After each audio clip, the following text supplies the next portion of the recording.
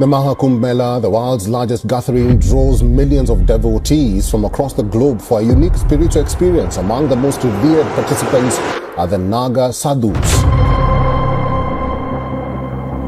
One of the world's largest religious festivals starts today in India. The Maha Kumbh Mela only happens every 12 years, and more than 400 million Hindus.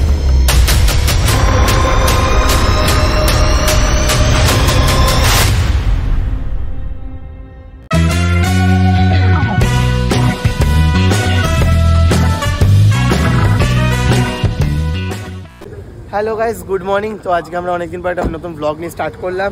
আজকে কোথায় যাচ্ছি? আজকে আমরা finally আছি কিন্তু প্রয়াগরাজ কুম্ভ মেলাতে। তো এখন আমরা বেরিয়ে গেছি। এখানে আমরা এখন তেল ভরছি, গাড়ি এখন ফুল ট্যাঙ্ক হচ্ছে অলরেডি। এই যে তেল ভরছে। তো চলো এখন তো আমরা বেরিয়ে গেছি। আপাতত এখন ঘড়ি কাটায় বাজে হচ্ছিলো 12:20। আমাদের বেরোনোর কথা ছিল সকাল 7টার থেকে 9টার মধ্যে। তো অ্যাজ ইউজুয়াল বাঙালি তো কোনোদিন তাড়াতাড়ি আমাদের হয় না। তো চলো এখন যাই। না শক্তি করে দাঁড়িয়েছি, একটু চাটা খাচ্ছি।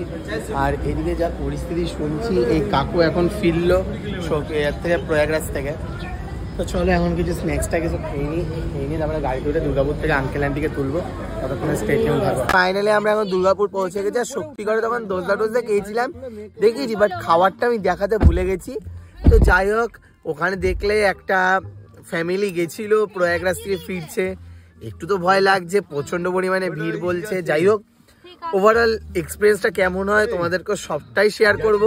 আর তাছাড়া এই হচ্ছিল আমাদের লাগেজে ব্যাকপ্যাক XUV 700 বলো 500 বলো, এটা খুবই প্রবলেম। লাগেজের স্টোরেজে জায়গা একদমই নেই, বোনেট স্পেস একদমই নেই, বুট স্পেস। তো চলো যতটা তাড়াতাড়ি বেরোনো যায় ততটাই মঙ্গল। আমরা এখন পাক্কা ঘড়ি কাটে 4:10 বাজে, দেখতেই পাচ্ছ।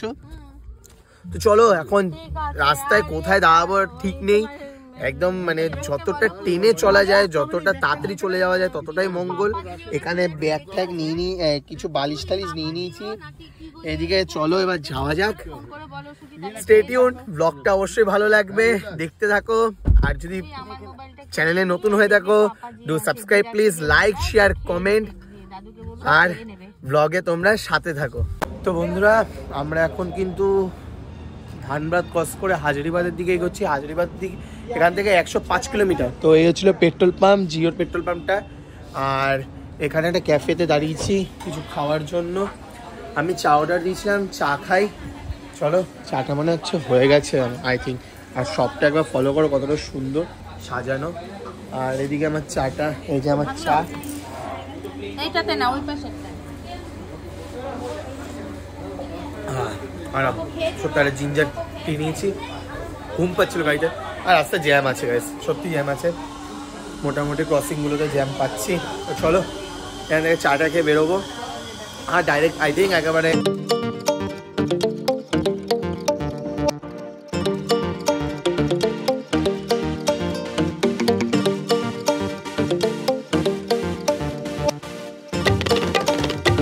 নাম্বার 4th টোল এটা। আর আমরা almost 400 maximum 450 kilometre almost complete করে ফেলেছি। আর এখনো হাজারিবাগ দিয়ে আমরা যাব। এবার এখনো পর্যন্ত শুধু ধানবাদে জ্যাম পেয়েছিলাম, এখনো রোড ক্লিয়ার আছে, পুরোটাই ক্লিয়ার আছে। তো চলো, রাস্তায় বেশ ভালো এনজয় করছি, গাড়িও খুব সুন্দর চালাতে হচ্ছে।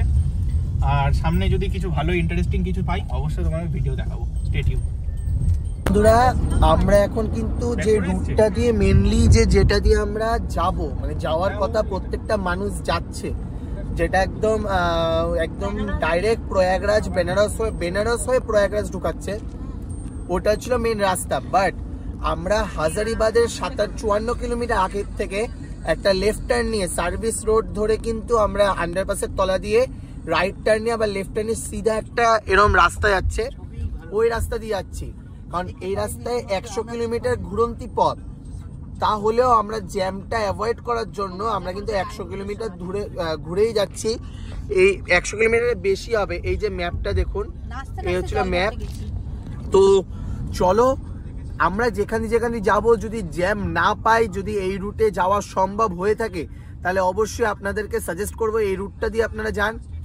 তো এখন দেখি কি পরিস্থিতির সম্মুখীন আমরা পড়ি। চলো যাওয়া যাক। এটা হচ্ছিল মেন এক্সপ্রেসওয়ে যেটা। তো আমরা যাচ্ছি আরেকটার পথ দিয়ে। আর বড় কথা হচ্ছিল ফার্স্ট যে আন্ডারপাস যেটা আমরা নিলাম সেটা কিন্তু ক্রস করে সেকেন্ড একটা আন্ডারপাস সোজা পাক্কা 5 কিলোমিটার মতো আসার পর এই একটা আন্ডারপাস পড়বে, সেখান দিয়ে কিন্তু আমরা যাচ্ছি আবার। তোমরা দেখতে পাচ্ছ আমরা এখন আরেকটা ডিফারেন্ট রোড নিয়ে নিয়েছি। ডিফারেন্ট রোড মিনস এটা হচ্ছে হাজারিবাগ দিয়েই আমরা যাব। আর এই রোডটা খুব গাড়ির চাপ খুবই কম। এটা মানে আমরা ওয়েস্ট বেঙ্গলে তো থাকি, আমরা মানে বাঁকুড়া যাওয়ার যে রোডটা একদম পুরো বনের মধ্যে দিয়ে, এটা সেম ওরকম কোয়ালিটি রোড। আর রাস্তাটা শুধু আপনারা দেখুন, একদম সিঙ্গেল লেন, দু সাইডে পুরো বন। আমরা এইভাবে যাচ্ছি। আর এইদিকে কোনো প্রয়াগরাজের কোনো গাড়ির কোনো চাপও নেই এখনো পর্যন্ত, এটা দেখছি। এটা হাজারিবাগে গিয়ে অ্যাড হচ্ছে, কারণ হাইওয়ে দিয়ে গেলেই পুরো রাস্তা গাড়ির চাপ, পুরো চাপ মানে এখনো। আর আরেকটা কথা আমি বলবো, এই রাস্তাতে অবশ্যই আসতে পারেন। গাড়ি ঘোড়া তো এখনো মানে কন্টিনিউ চলছে। ফ্যামিলি নিয়ে আসাটা আমি বুঝতে পারছি না, কিন্তু রাস্তাটা খুব ভালো, মানে কোনো গর্ত গার্তা, তারপরে আপনার বাম্পারও নেই রাস্তায়। তো চলো আমরা যা এক্সপিরিয়েন্স করছি সেটাই তোমাদের একদম র ভাবে দেখাচ্ছি। শুধু তোমরা ব্লগটাকে এনজয় করতে থাকো স্কিপ না করে, তাহলে তোমরা বুঝতে পারবে যে আমরা যে রাস্তাটা দিয়ে যাচ্ছি, তোমরা ভিডিওতে সেটা দেখতে পাবে। নেক্সট টাইম তোমরা যদি আসার চেষ্টা করো, প্লিজ এই রাস্তাটা দিয়ে এসো, তাহলে এতটা চাপ ক্রিয়েট হবে না তোমাদের। বন্ধুরা, তো আমরা অলমোস্ট ঝাড়খণ্ডের থেকে বেরোনোর পথে, আর 100 কিলোমিটার বাকি আছে। আর একটা দেখতে দেখতে খুব ইন্টারেস্টিং জিনিস একটা রাস্তায় চোখে পড়লো আমাদের। আমি একটু আপার মারছি, দেখো তোমরা ছোট হাতির মধ্যে দোতলা করে নিয়েছে পেছনটা, এক মানে যারা বসার জন্য তারা নিচে, আর যারা রেস্ট নেবে ওপরে, তাহলে ঘুমোতেও পারবে, প্লাস একদম পুরো খুললাম দেখো, মানে একদম প্রকৃতির এসি এটা যাকে বলা হয়। এত সুন্দর লাগছে। এরাও প্রয়াগরাজ যাচ্ছে, আর আমরা অনেকটা ঘুরছি, কিন্তু রাস্তাটা আলটিমেটলি আমরা ঠিকঠাক যাচ্ছি, একদম একদম অ্যাকুরেট রাস্তায় যাচ্ছি। এই দেখো তোমাদের ভালো করে আমি দেখাচ্ছি, দেখো বেশ ইন্টারেস্টিং লাগলো জিনিসটা। আর আমরা এখন এন্টার করছি হচ্ছিল NH39 এ, মেদিনীনগর পেরিয়ে আমরা এখন যাচ্ছি সোজা দুধিনগরে। বন্ধুরা, তো আমরা এখন জাস্ট ঝাড়খণ্ড ছেড়ে আমরা এখন ইউপিতে এন্টার করলাম। আর এই যে রাস্তাটা যেটা ওই যে ইউপি ট্যুরিজম ওয়েলকাম, আমাদেরকে ওয়েলকাম করলো। আর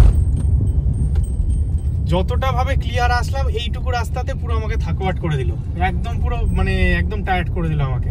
আর তাও অলমোস্ট 50 to 60 কিলোমিটার হবে। খুব খারাপ রাস্তা, খুব খারাপ, একদম পুরো বডি পুরো নাচিয়ে দিল।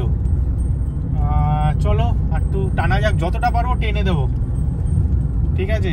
আর 171 কিলোমিটার আছে ছিল মির্জাপুর হচ্ছিল, আর 171, ওখান থেকে 80 কিলোমিটার প্রয়াগরাজ। যতটা টানা যায় টেনে দিই, তারপরে একটু না হলে কোথাও একটু রেস্ট নিয়ে নেবো। 3:16 দেখুন, 3:16 আমরা বেরিয়েছিলাম কাল দুপুর 12টা নাগাদ। পাক্কা 12, 13, 14, 15 ঘন্টা টানা দাদাভাই ড্রাইভ করছে, টানা একদম নন স্টপ বলতে গেলে। চলো একটুখানি শুয়ে নিই বা একটু পাওয়ার ন্যাপ নিই, একটা নিয়ে দেন 4টে নাগাদ আমাদের এখান থেকে বেরোনোর কথা আছে। 4টে নাগাদ এখান থেকে বেরিয়ে যাওয়ার চেষ্টা করবো আমরা। ততক্ষণ একটু রেস্ট নিয়ে তোমরা ব্লগটাকে এনজয় করো অবশ্যই, আর যারা যারা আসার ইচ্ছা আসতেই পারো। One eternity later. স্থল, সমতল, মালভূমি, পার্বত্য অঞ্চল সব জয় করে আমরা যাচ্ছি ত্রিবেণী। তো চলো এখন দেখি কতদূর কি হয়, যাওয়া যাক। সামনে এখন আমরা এন্ট্রি নিতে চলেছি। ভিউটা ফলো করো পাশে, এই শহর দিয়ে কিন্তু আমরা এলাম, নিচের এই শহরটা দিয়ে। এখন আমরা এই পাহাড়েই রয়েছি। তো চলো, জ্যাম হালকা পাতলা আছে, বাট গাড়ি কিন্তু কন্টিনিউয়াসলি চলছে, কোনো থামার সিন নেই। ও কতটা অসাধারণ লাগছে, একবার ফলো করো। ওয়াও, মনে না ফ্লাইট থেকে দেখছি।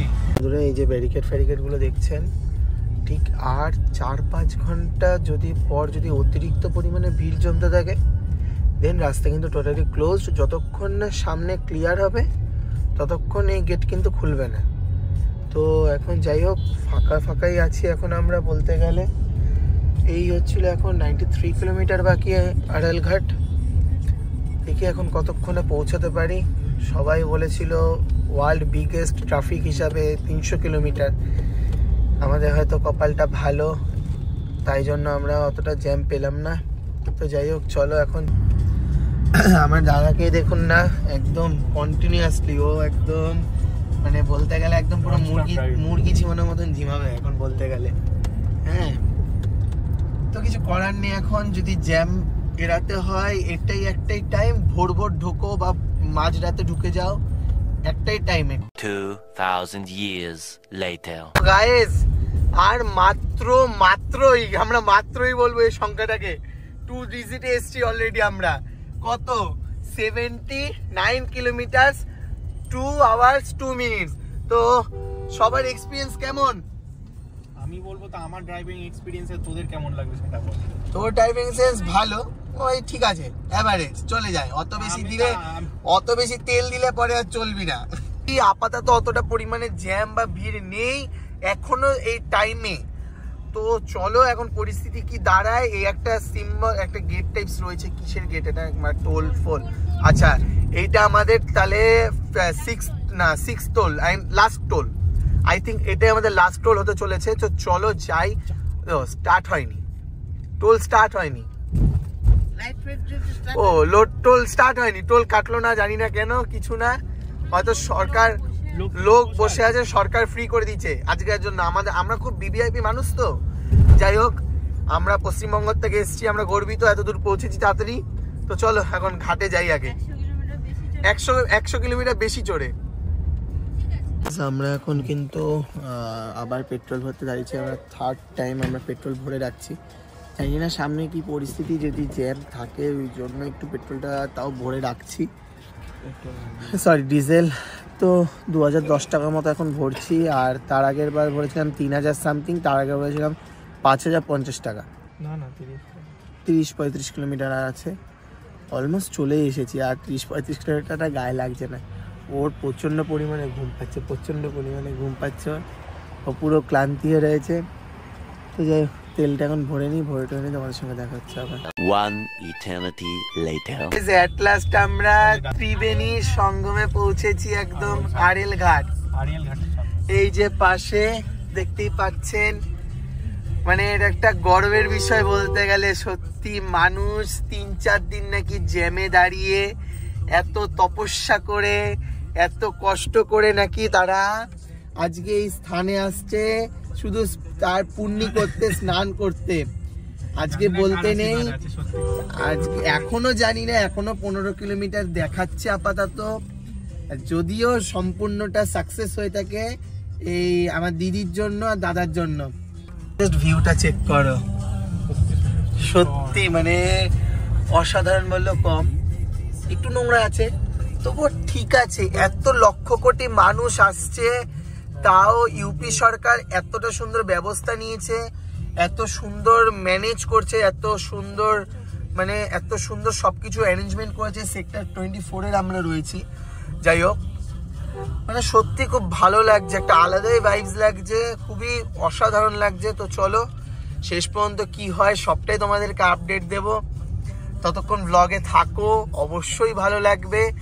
আর আশা করি এমন নিত্য নতুন ব্লগ, এমন সবকিছুই একটা চ্যানেলে এমন কোনো কিছু নেই পাবেন না, মোটামুটি সবই আছে। বলতে গেলে সারবাদেশে কিন্তু আপনাদেরকে দিচ্ছে, অবশ্যই সাপোর্ট করুন, পাশে থাকুন। 9.8 কিলোমিটার এইটার সিচুয়েশন বা এইটার প্লেস তোমরা বলতে পারো। আর যাই হোক, সত্যি অ্যাকচুয়ালি মজা করলাম, ভীষণ এনজয় করলাম। এখনো ঘাটে পৌঁছাইনি, বাট যতটা এক্সপেকটেশন আছে আমাদের যে ওখানেই কতটা ভিড় পাবো না, মেন জ্যাম আমরা একদমই পাইনি। 0%, 0.00000% একদম। তো চলো, এদিকে আকাশ সত্যি কালো করে এসছে, মেঘ রয়েছে আকাশে। আশা করি বৃষ্টির মানে মরশুম বলতে গেলে একটু এই দিকটা একটু বৃষ্টি হওয়ার কথাও আছে, ওয়েদার লিস্টে দেখলাম।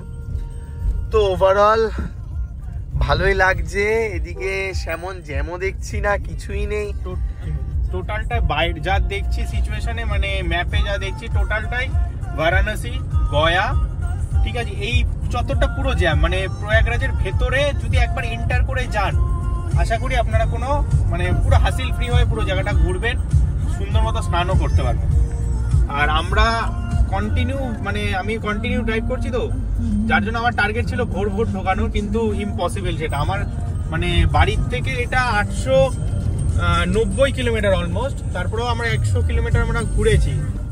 তোমরা সাইডে শুধু মানে সিটগুলো দেখো, সামনেই কিন্তু এয়ারপোর্ট।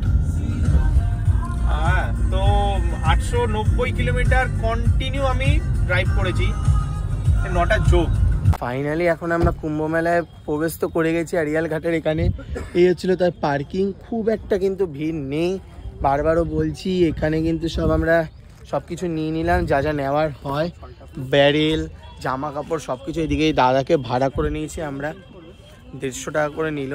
তো চলো এখন সঙ্গমে ওখানে যাই, গিয়ে তোমার সাথে দেখা হচ্ছে। ফাইনালি কিন্তু এখন আমরা সঙ্গমের দিকে যাচ্ছি টোটো করে। প্রচন্ড অবস্থা খারাপ, মারাত্মক ধুলো, মারাত্মক ধুলো। ধুলো বলতে কিছু করার নেই এখানে। এই হচ্ছিল পার্কিং, 2 নম্বর পার্কিং এটা। জাস্ট একবার মানে এখানকার চারিপাশের পরিবেশটা ফলো করো, কতটা স্বচ্ছ, কতটা পরিষ্কার, কতটা সুন্দর লাগছে। A few minutes later. এখন কিন্তু আমরা এই সঙ্গমের দিকে যাচ্ছি, তো চলো একদম নিচে গিয়ে তোমার সঙ্গে দেখা হচ্ছে। A few moments later. Just follow করো একবার ভিড়টা তোমরা, মোটামুটি কিন্তু ভালোই ভিড় আছে। এইদিকে দেখুন, লোকের মাথায় লোক।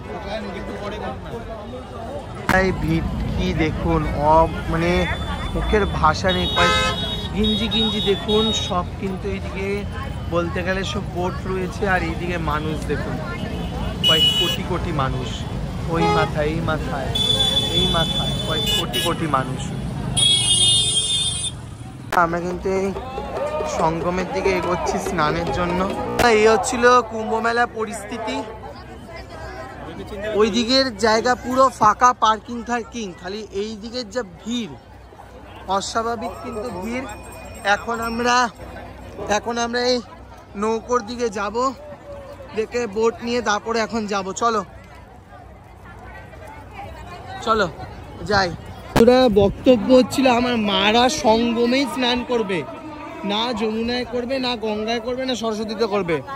3টে মিলনস্থল ত্রিবেদীতে করবে, এমনকি ওই ত্রিসঙ্গমেই করবে, কোনো রকম ভাবে আলাদা কোনো জায়গায় করবেন না। তার কি করব, এখন এই নৌকার খোঁজে যে বেরিয়েছি, কিলোমিটার খালি হেঁটেই যাচ্ছি গাইস, আর ক্ষমতায় আসছে না। আর গাইস সত্যি বলতে কি, সারাটা রাত ঘুম নেই। কালকে দুপুর 12টায় বেরিয়েছি, 24 ঘন্টা ধরে চোখে কোনো ঘুম নেই। আর পুরো একদম পুরো কাহিল বললে কম হবে, পুরোই কাহিল হয়ে গেছি। আর এখন আপাতত এই পরিস্থিতিতে আমরা রয়েছি। তো চলো, আর বিশেষ করে একটা জিনিস এত বাজে লাগলো, আমরা বুঝি না সাধারণ মানুষের কি কোনো দাম নেই? যত রাজনৈতিক, যত বড় বড় ফেমাস যত লোকেরা আছে, তাদেরকে কেন আগে দেবে? কেন আমাদের কি কোনো দাম নেই নাকি? সব গাড়ি গুড়ি সব এখানে ঢুকাচ্ছে, এগুলো কোনো মানে? তো যাই হোক, আর তো কিছু বলার নেই গাইস। তো এখন যাই, তো চলো আর কি বলবো। এখন নাকি নৌকা খুঁজি, সামনে নৌকো দেখতে পাচ্ছি, নৌকো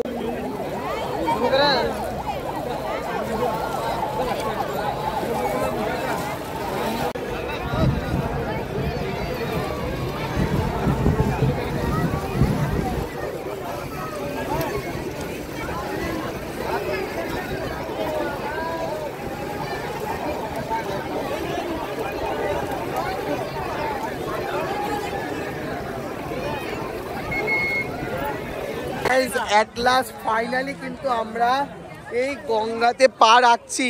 অ্যাকচুয়ালি আমি অলরেডি স্নান করে ফেলেছি, আবার আমি নামলাম এদিকে।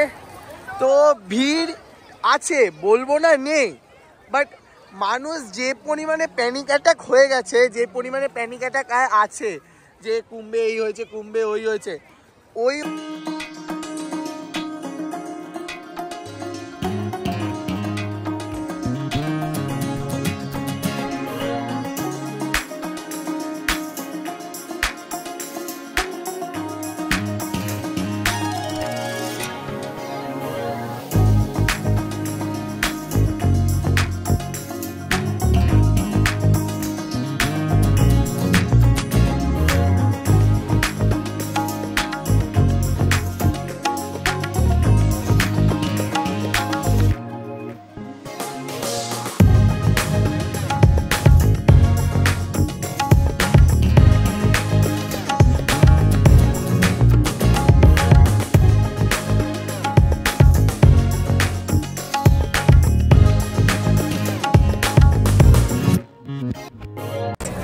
আমরা এই স্নান করে এখন উঠলাম 12:51, 3-4 ঘন্টা ধরে স্নান করলাম।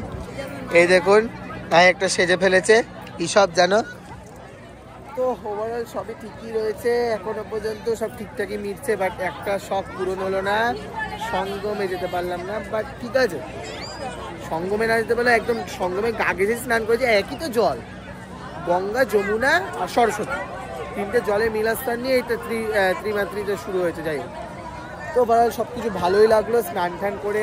গাইজ একবার দেখুন এটা কত সুন্দর নৌকোটিকে সাজিয়ে নিয়ে যাচ্ছে, কি সুন্দর লাগছে। আমরা স্নান টান করে উঠলাম, তোমরা তো দেখতেই পেলে। তো চলো এখন ফ্রেশ ট্রেশ হয়ে নিয়ে কিছু খাওয়া দাওয়া করবো, খিদে তো পেয়েছেই। তো চলো একবারে যখন খাবো, দুপুরে লাঞ্চ করবো একবার, তখন সেখানে কি দেখা হচ্ছে। আমরা এই কুম্ভ মেলাকে এখনই কিন্তু বলতে গেলে বাই বাই করে দিচ্ছি। খুবই ভালো মতন এলাম, খুবই সুন্দর মতন এই কুম্ভ মেলা কাটালাম। তো ওভারঅল খুবই ভালো লাগলো। এই হচ্ছিল কুম্ভ মেলার গঙ্গা, মানে মেন যে নদী 3টি এখানে। A few inches later. তোমরা কিন্তু দেখতেই পেলে, তখন আমরা একদম প্রয়াগরাজ থেকে স্নান টান করে ডাইরেক্ট বেরিয়ে গেছিলাম। কেন কি ওখানে কোনো অটো টোটো পাচ্ছিলাম না, ভিড় তখন বেড়ে গেছিলো মারাত্মক পরিমাণে। প্রথমত ভিড় বেড়ে যাওয়ার কারণে কোনো অটো টোটো তো ছিলই না, যার কারণে গাড়ি পর্যন্ত আসতে আমাদের প্রচণ্ড ভেবাচাকা খেতে হয়েছে। বাইকে করে লাস্টে বাইকে করে তারপরে 6 জন আমরা এসছি গাড়ি পর্যন্ত। আমাদের গাড়ি ছিল 5.6 কিলোমিটার সামথিং এরকম দূরত্ব আমাদের গাড়িটা ছিল। ওই গেট নাম্বার 2তে আমরা গাড়িটা রেখেছিলাম। এমনি নিয়ে যাওয়া যেত, আমরা নিয়ে যাইনি, জানতাম না, পরে গিয়ে দেখতে পেয়েছিলাম যে গাড়ি নিয়ে যাচ্ছে। তো যাই হোক, তখন তো আমরা নিয়ে যেতে পারিনি। আর তখন তাড়াহুড়োর ঠেলায় বেরিয়ে গেছিলাম সেখান থেকে, শরীর খুবই টায়ার্ড হয়ে গেছিলো স্নান টান করে। এখন এই রাত্রে কটা বাজে? রাত্রে এখন 10টা 16, রাত্রে এখন 10টা 16। তো এখন আমরা এক জায়গায় দাঁড়িয়েছি মির্জাপুরে। তো তন্দুর বলে একটা রেস্টুরেন্টে, এই হচ্ছিল তার অ্যাম্বিয়েন্সটা।